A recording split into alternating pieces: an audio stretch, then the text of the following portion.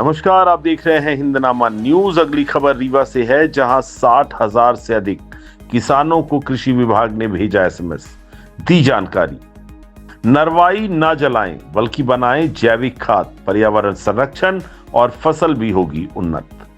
सरकार, जिला प्रशासन, राज्य सरकार, केंद्र सरकार सभी जिम्मेवार बार बार किसानों को आगाह कर रहे हैं कि नरवाई ना जलाएं, लेकिन लोग हैं कि मानते नहीं।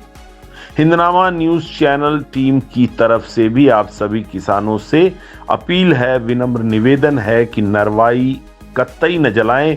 इससे पर्यावरण को भी नुकसान होता है और आपकी खेतों को भी नुकसान होता है।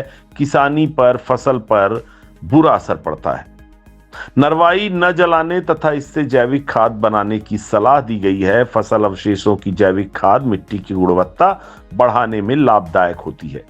दरअसल कृषि विभाग द्वारा जिले के किसानों को धान तथा अन्य फसलों को काटने के बाद बचे हुए अवशेष, जिसे नरवाई कहते हैं, उसको नहीं जलाने की सलाह दी गई है। बार बार दी जाती जा रही है, फिर से दी गई है।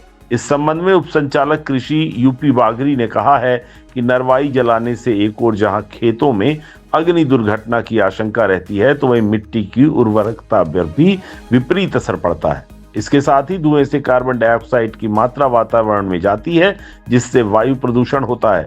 मिट्टी की उर्वरा शक्ति लगभग 6 इंच की ऊपरी सतह पर ही होती है। इसमें खेती के लिए लाभदायक मित्र जीवाणु उपस्थित रहते हैं। नरवाई जलाने से ये नष्ट हो जाते हैं, जिससे भूमि की उर्वरा शक्ति को काफी नुकसान होता है। नरवाई जलाने की बजाय यदि फसल अवशेषों को एकत्रित करके जैविक खाद बनाने में उपयोग किए तो यह बहुत लाभदायक होगा।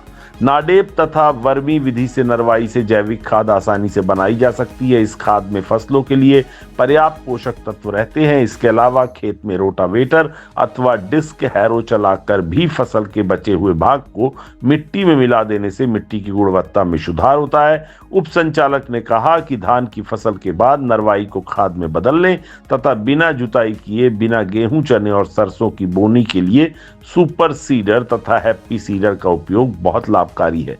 इससे नरवाई नष्ट होने के साथ जुताई और बुआई का खर्च और समय दोनों बचेगा। साथ ही नरवाई से खाद भी बन जाएगी।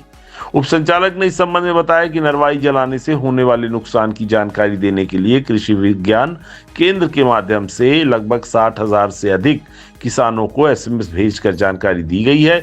इन्हें सुपर सीडर के उपयोग के लिए भी प्रेरित किया जा रहा है। इस साल जिले में किसानों द्वारा 30 सुपर सीडर खरीदे गए हैं, जिनके उपयोग से नरवाई प्रबंधन किया जा रहा है और आग लगने की घटनाओं में भी काफी कमी आई है।